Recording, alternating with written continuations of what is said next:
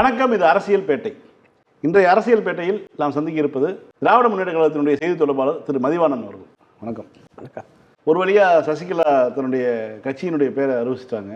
தமிழ்நாட்டு அரசியலில் இது எந்த விதமான தாக்கத்தை ஏற்படுத்தும்? இல்லை சார், அதாவது தாக்கத்தை ஏற்படுத்துது அப்படின்னு அவங்க நம்புகிறாங்கன்னா அதை விட ஒரு முட்டாள்தனம் எதுவுமே இருக்க முடியாது. வெளிப்படையாக சொல்கிறேன்.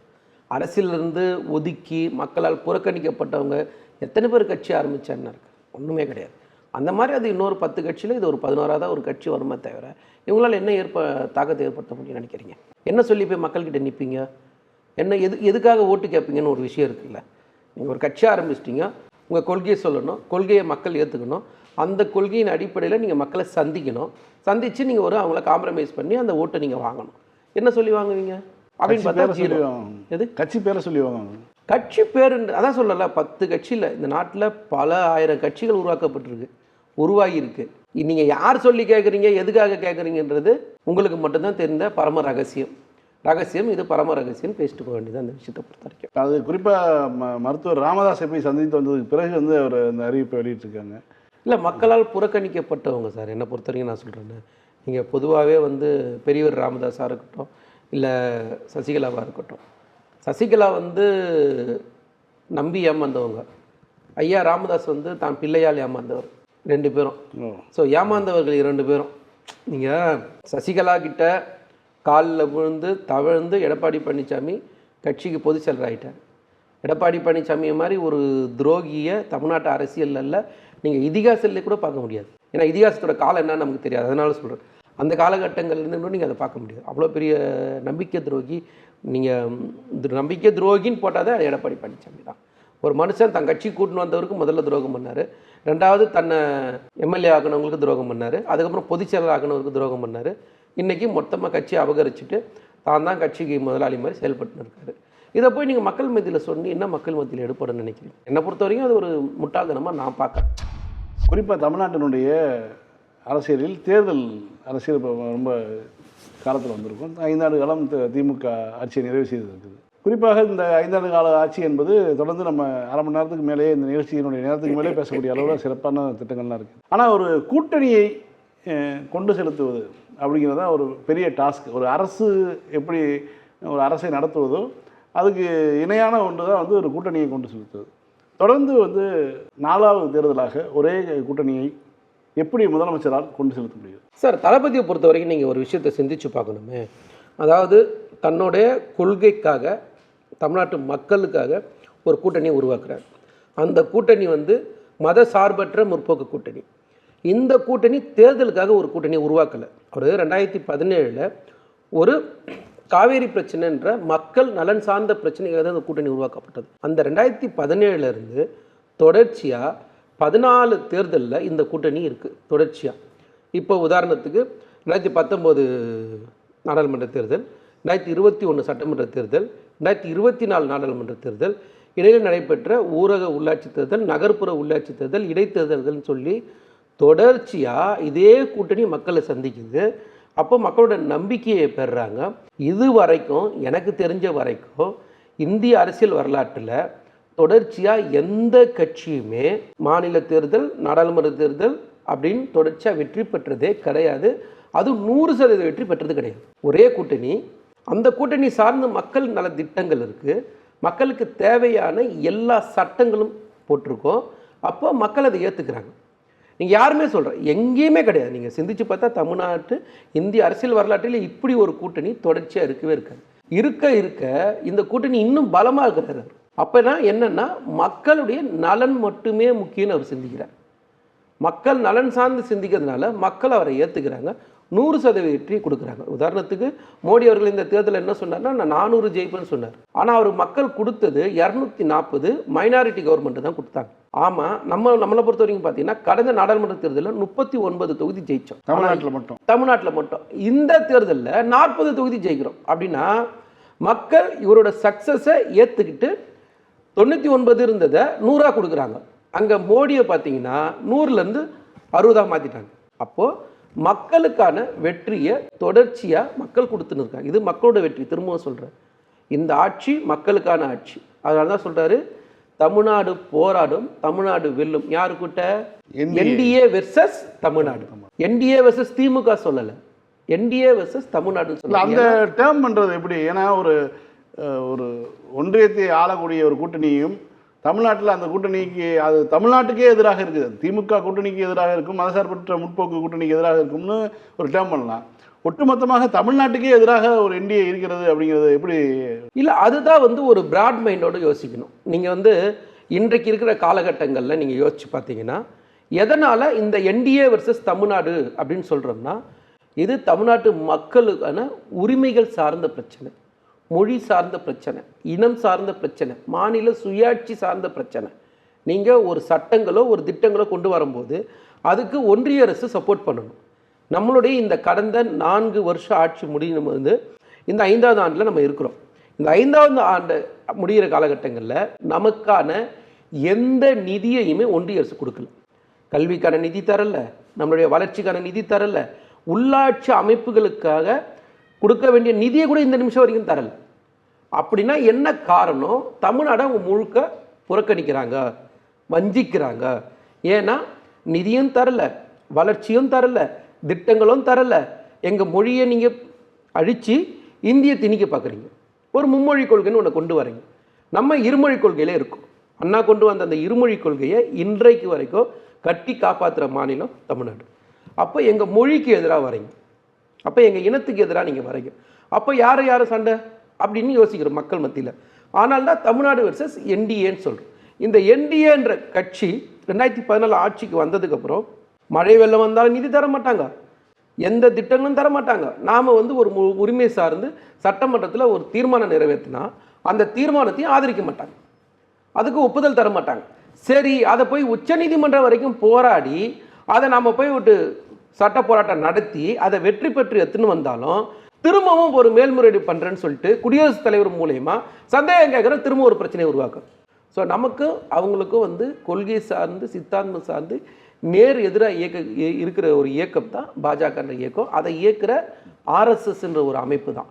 இந்த ஆர்எஸ்எஸ் அமைப்பு தான் இந்தியாவில் எல்லா மாநிலத்திலையுமே பின்தங்கி நிற்கிற ஒரு மாநிலம். நீங்கள் பொதுவாக வந்து கல்வியில், வேலை வாய்ப்பில், சுகாதாரத்தில், உட்கட்டமைப்பில், இந்த 4 விஷயம்தான் ஒரு மாநிலத்தை ஒரு நாட்டை வளர்ச்சி பாதை கொண்டு போகும்.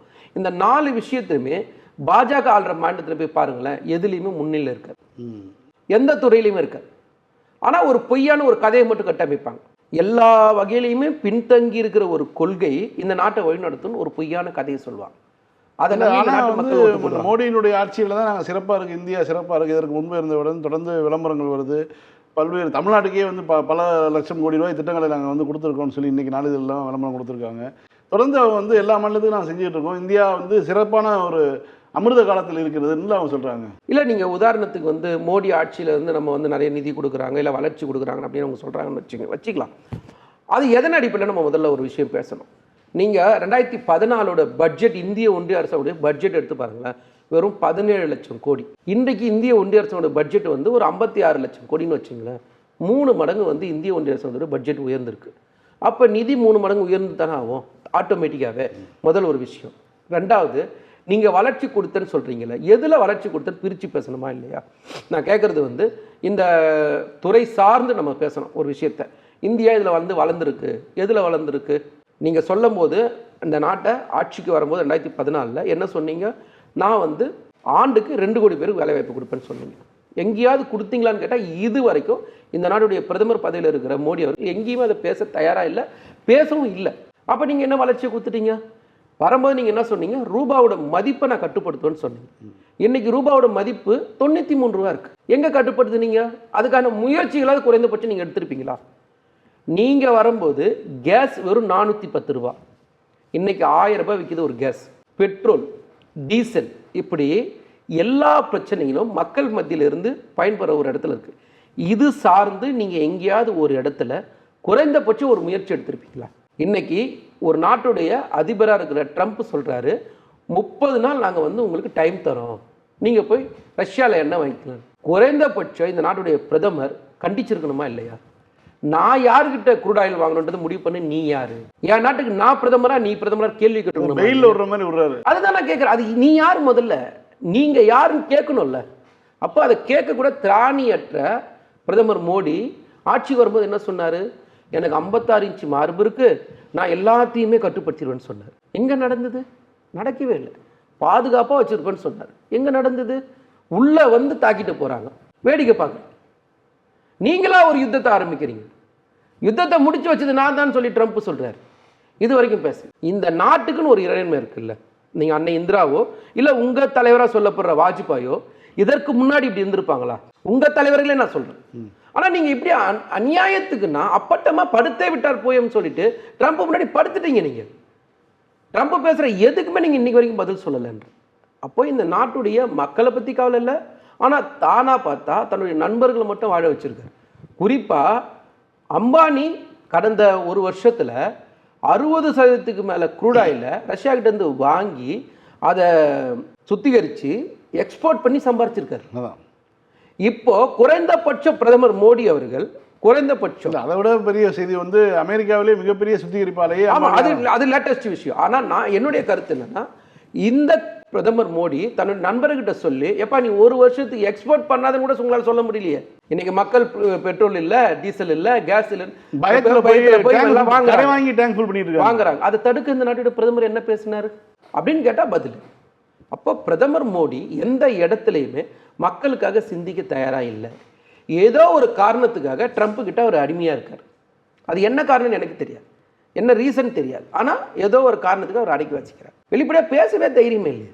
அப்போது எங்களுடைய கேள்வி, இந்த மாதிரியான பிரதமரோட வழிகாட்டுதல் மூலயமா நம்ம தமிழ்நாட்டுக்கு என்ன கிடைக்கும்? ஒன்றுமே கிடைக்கும்.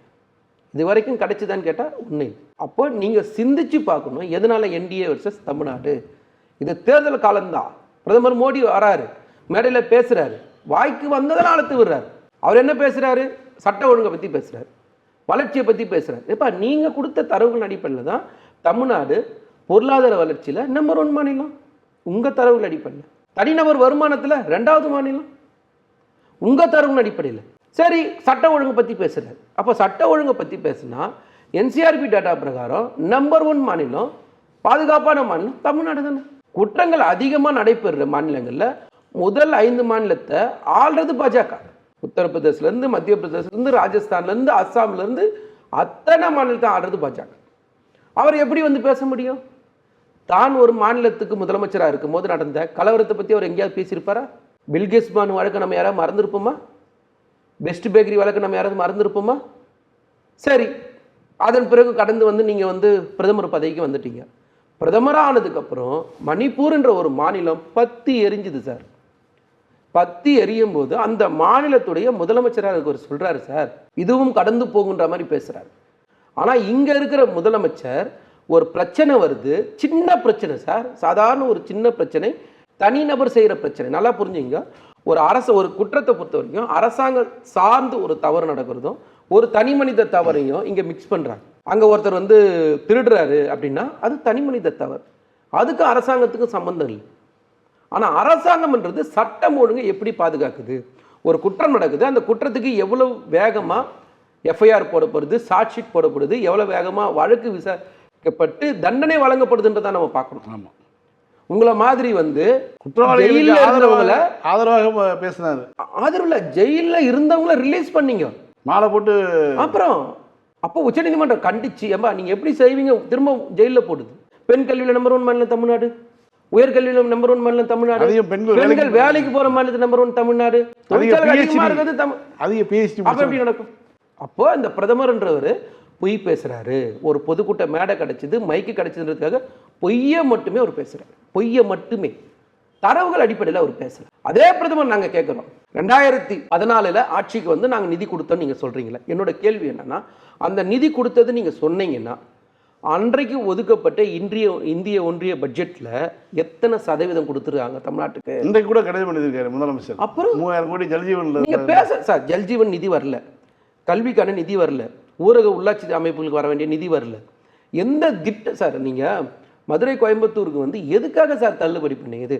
திருப்பி அனுப்பிச்சிங்க பேப்பரை மெட்ரோ ரயிலுக்கு சார். நீங்கள் வெளிப்படையாக பேச சொல்லுங்கள் சார். எத்தனை 1000 கிலோமீட்டர் நீங்கள் புதுசாக சாலைகள் போட்டிங்கன்னு சொல்லுங்கள். இந்த 12 வருஷத்தில் NHல எவ்வளோ பாலங்கள் கட்டணும்னு பேசுங்க.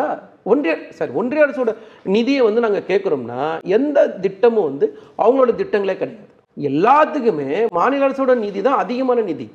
ஆனால் பேர் மட்டும் அவங்க பேர். வீடு கட்டு திட்டமா, பிரதமர் வீடு கட்டு திட்டம். ஆனால் நிதி எவ்வளோ கொடுப்பாங்க?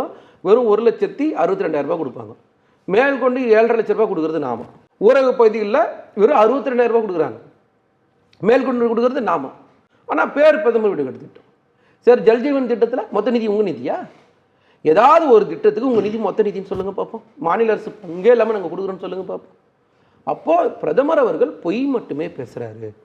எடப்பாடி பழனிசாமி ஒத்துழுதி தான் வந்து ஒரு முழு அடிமைன்றதை நிரூபிக்கிறது. அந்த கூட்டணி இப்போ எப்படி இருக்குது? குறிப்பாக வந்து இந்த தமிழ்நாட்டில் வந்து என்டிஏ கூட்டணிங்கிறத வந்து மீண்டும் மீண்டும் அழுத்தி சொல்லிட்டாங்க. எடப்பாடி இப்போ அதாவது ஃபோட்டோவில் கூட எடப்பாடி ஃபோட்டோ கிடையாது, ஏதோ ஒரு ஓரத்தில் ஒரு கட்டவுட் வச்சு விட்டாங்க.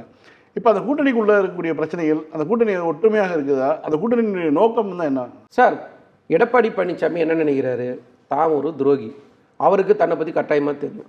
இந்த துரோகி கூட்டம் சேர்றது யாரு கூட? மோடி கூட. மோடியோட ட்ராக் ரிப்போர்ட் என்ன?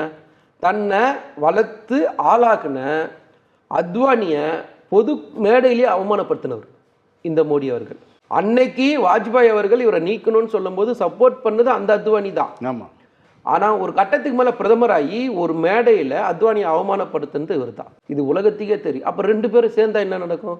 ஒருத்தர் மாநில லெவலில் துரோகமாக பண்ணுறாரு, இன்னொருத்தர் அகில இந்திய லெவலில் துரோகம் பண்ணுறாரு. இவங்க 2 பேரும் சேர்ந்தாங்கன்னா ஒட்டுமொத்த மக்களுக்கு துரோகம் தானே பண்ணுவாங்க. இந்த கூட்டணி எப்படி வந்து ஜெயிக்கும்? என்ன சொல்லி ஓட்டு கேட்பீங்க? உங்களால் ஏதாவது ஒரு சாதனை சொல்ல முடியலல்ல சார். இப்போது மக்கள் நலத்திட்டங்கள் திமுக ஆட்சியில் சிறப்பாக இருக்குது சார், தளபதியோட ஆட்சியில் சிறப்பாக இருக்குது. அப்படின்னா இந்த திட்டத்தை உங்களால் பேச முடியல. அது விடியல் பயண திட்டமாக இருக்கட்டும், இல்லை காலை சிற்றுண்டி திட்டமாக இருக்கட்டும், புதுமை பெண் திட்டமாக இருக்கட்டும், இல்லை நான் முதல்வன் திட்டமாக இருக்கட்டும், இல்லம் தேடி கல்வியாக இருக்கட்டும், இல்லை மக்களை தேடி மருத்துவமாக இருக்கட்டும், இல்லை தோழி விடுதலையாக இருக்கட்டும், இல்லைன்னா ஒவ்வொரு காலகட்டங்கள்லையும் ஒவ்வொரு துறை சார்ந்து நம்மளுடைய திட்டங்கள் இருக்குல்ல, இப்படி ஒவ்வொரு திட்டங்களையும் நம்ம பேசுகிறோம். பயனாளிகளே இல்லாத வீடாக இருக்குது நிச்சயமா தமிழ்நாடுங்கிறது. நீங்கள் மழை வந்து கஷ்டப்படுறோம் சார், அந்த காலகட்டங்களில் கூட நீங்கள் எங்களுக்கு நிதி தரலையே. அன்னைக்கே இதே தளபதி தானே கொடுத்தாரு. அன்னைக்கு 4,000 ரூபாய். கொரோனா காலகட்டத்தில் வந்தபோது நம்ம தானே 4,000 ரூபாய் கொடுத்தாரு சார். நீங்கள் எங்களுக்கு வந்து மகளிர் உரிமை தொகை நீங்கள் நிறுத்துவீங்க, ஏதோ ஒரு காரணம் காட்டி நிறுத்தணும்னு நீங்கள் முடிவு பண்ணீங்கன்னா, நீங்கள் 1,000 ரூபாய் நிறுத்தினா நான் 5,000 ரூபாய் கொடுப்பேன்னு கொடுக்குறாரு இல்லை சார். மோடி எங்கேயாவது இந்த மாதிரி ஒரு நிறைவேற்றிருப்பாரா சார்? நம்ம பேங்க்லேருந்து மினிமம் பேலன்ஸ் இல்லைன்னா காசு எடுத்துன்னு அளவுக்கு போயின்னு இருக்குது சார். அதை கேட்க கூட மோடிக்கு தயாராக இல்லையே. அப்போ பிரதமர் மோடி எதுக்காக பிரதமர் பதவியில் இருக்காருன்றதே பல சந்தேகங்கள் இருக்குது. அவர் அவருடைய நண்பர்களை வாழ வைக்கிறதுக்காக அந்த இடத்துல இருக்காருன்ற மாதிரிதான ஒரு விஷயம்தான் இருக்க தவிர, மக்களுக்காக அவர் ஒரு நாள் முதலமைச்சராக பிரதமராக வேலை செய்யல. முதலமைச்சராக இருந்த காலகட்டத்திலையும் வேலை செய்யல. ஆனால் அவர் வந்து ஒரு பொய்யான பிம்பமாக RSS கட்டமைச்சு. இப்போ காங்கிரஸ் உடனான பேச்சுவார்த்தை ஒரு முருகல் நிலையில் இருந்தது அப்படிங்கிற மாதிரி செய்தியெல்லாம் வந்துட்டு இருந்துச்சு. கடைசியில் வந்து சுலபமாக அந்த கூட்டணி முடிஞ்சு திமுகவுடன் கூட்டணி அமைத்து கொண்டார்கள். அதற்கு பிறகு இப்போ வந்து என்ன பண்ணாங்கன்னா, 3வது ஒரு புதிய கட்சியாக வந்த தாவேகா பாஜகவை நோக்கி போகிறது. அப்போ அதிமுக கூட்டணி இணைய போகிறது. 2.5 ஆண்டுகள் வந்து எடப்பாடி முதலமைச்சர், 2.5 ஆண்டுகள் விஜய் முதலமைச்சர்லாம் இன்றைக்கு செய்திகள் வந்துட்டு இருக்குது. இந்த மாதிரியான செய்திகளை வந்து தருபவர்கள் யாருன்னா ஊடகங்கள் தான் வந்து முதன்மைப்படுத்தி செய்தியை கொண்டு வராங்க. இல்லை சார், இப்போது இந்த நடிகர் கட்சியை பொறுத்த வரைக்கும் நீங்கள் பேசணும்னா, அந்த நடிகர் கட்சி எதுக்காக மக்கள் மத்தியில் வேணும் ஒரு விஷயம், இல்லை அந்த நடிகர் வந்து எதுக்காக ஓட்டு போடணும்னு மக்கள் ஒரு விஷயம் கேட்குறோன்னு வச்சுக்கலேன். எந்த இடத்துலையாவது இந்த ஒரு காரணத்துக்காக, ஏதோ ஒரு காரணம், அதனால தான் இந்த ஒரு காரணம் நான் சொல்கிறேன், ஏதாவது ஒரு காரணத்துக்காக இந்த நடிகரை ஆதரிக்க வேண்டிய மனநிலை எங்கேருந்து வந்தது, எப்படி வரும்னு நான் கேட்குறேன். இவங்களாம் வந்து டிஆர்பி ரேட்டிங்காக அவரை பூஸ்ட் பண்ணுறாங்க. சார் கிளம்பிட்டார், சார் வெளியே வந்துட்டார், சார் வண்டியில் ஏற போகிறார், சார் கையாட்ட போகிறார், சார் காலாட்ட போகிறார், சார் மேலே வந்துட்டார், கீழே வந்துட்டார்னு ஒரு டிஆர்பி ரேட்டிங். சார் தனிப்பட்ட முறையில் போகக்கூடிய நிகழ்ச்சிகளுக்குலாம் யாருக்குமே தெரிய மாட்டேங்குது. எந்த தொலைக்காட்சியும் லைவ் போடுறது இல்லை. ஆமாம், அப்படின்னா சில மீடியாக்கள் டிஆர்பி ரேட்டிங்காக அந்த நடிகரை பற்றி பேசுகிறாங்க. முதல் தகவல் வந்து அவங்களுக்கு தெரியுது, வெளியே வேணுன்னே சொல்கிறாங்க. அவங்களே சொல்லி தான் அந்த நடிகரை பற்றி பேசுகிறாங்க. நீங்கள் அந்த நடிகரை பொறுத்த வரைக்கும் நான் திரும்ப சொல்கிற ஒரு விஷயம்னா, கலா அரசியல்னால் என்னன்னு முதல்ல தெரியாது சார். குறைந்தபட்சம் அது யாராவது அந்த நடிகர் கட்சியில் இருக்கிற குறைந்தபட்சம் எந்த நிர்வாகியில் வேணா இருக்கட்டும், குறைந்தபட்சம் ஒரு கட்சின்னு சொன்னீங்கன்னா குறைந்தபட்சம் ஒரு கிளை இருக்கணும், குறைந்தபட்சம் ஒரு பிஎல்ஏன்னு ஒன்று இருக்கணும், குறைந்தபட்சம் ஒரு வட்ட நிர்வாகம் இருக்கணும், குறைந்தபட்சம் ஒரு பகுதி நிர்வாகம் இருக்கணும், குறைந்தபட்சம் ஒன்றிய நிர்வாகம் இருக்கணும், குறைந்தபட்சம் மாவட்ட நிர்வாகம் இருக்கணும், குறைந்தபட்சம் மாநில நிர்வாகம் இருக்கணும். உங்களால் சொல்ல முடியுமா ஒரு 4 பேர், ஏதாவது ஒரு 4 பேரை? நீங்கள் இப்போ நீங்கள் நம்ம கட்சியில் எடுத்துங்களேன். இப்போ நம்ம கட்சியில் எடுத்திங்கன்னா அண்ணன் திருச்சியில் அண்ணன் இவர் இருக்கார், மதுரையில் இவர் இருக்கார், தூத்துக்குடியில் இருக்கார், திண்டுக்கல்லில் இவர் இருக்கார், சென்னையில் இருக்காருன்னு நம்மளால் சொல்ல முடியும். நீங்கள் அங்கே யாரையாவது ஒருத்தர் சொல்ல முடியுமா? முடியாது. அப்படின்னா என்ன அர்த்தம்? தனிநபருக்கான ஒரு தனிநபர் தன்னிலை சார். இங்கே இந்த கூட்டம் சேர்த்தா ஓட்டு வரும்னு பழைய சூப்பர் ஸ்டார் டைலாக் தான் சொல்லணும். எங்கள் கூட்டம் சேர்த்தவெல்லாம் ஜெயிச்சது இல்லை அப்படின்னு. கூட்டம் எல்லாருக்கும் வரும். நீங்கள் ஒரு நகைக்கடை தர 89ஆம் ஆண்டு சிவாஜி தேர்தல் நிற்கும் போது அந்த ஒட்டுமொத்த தேர்தலையுமே அதிக கூட்டம் சேர்ந்தது சிவாஜிக்கு தான். நிச்சயம் சார். அதுதான் நான் சிலர் கூட அவாய்ட் பண்ணணும்னு ஆசைப்பட்டேன். நீங்கள் தேர்தல் கட்சி ஆரம்பித்து தேர்தலே நிற்காமல் போன தலைவர்கள்லாம் இருக்காங்க. நின்று டெபாசிட் காணாமல் போனவங்களாம் இருக்காங்க. நின்று 4வது இடத்துல 5வது இடத்துல வச்ச நடிகர்லாம் இருக்கிறாங்க சார். இதை விட பெரிய பெரிய கூட்டத்தை சேர்ந்த நடிகர்கள்லாம் காணாமல் போயிருக்காங்க. யதார்த்தமாக நான் பேசுகிறேன். உண்மைதான். எங்களுக்கு வேறு ஒன்றும் பிரச்சனை இல்லை. உங்களுக்கு நான் என்ன கேட்குறேன், சரிங்க சார், இந்த 2 வருஷம் கட்சி ஆரம்பிச்சுன்னு வச்சுக்கப்போ அந்த நடிகர் இல்லை 30 வருஷமா 40 வருஷமா சினிமாவில் இருக்குன்னு சொல்கிறாரு.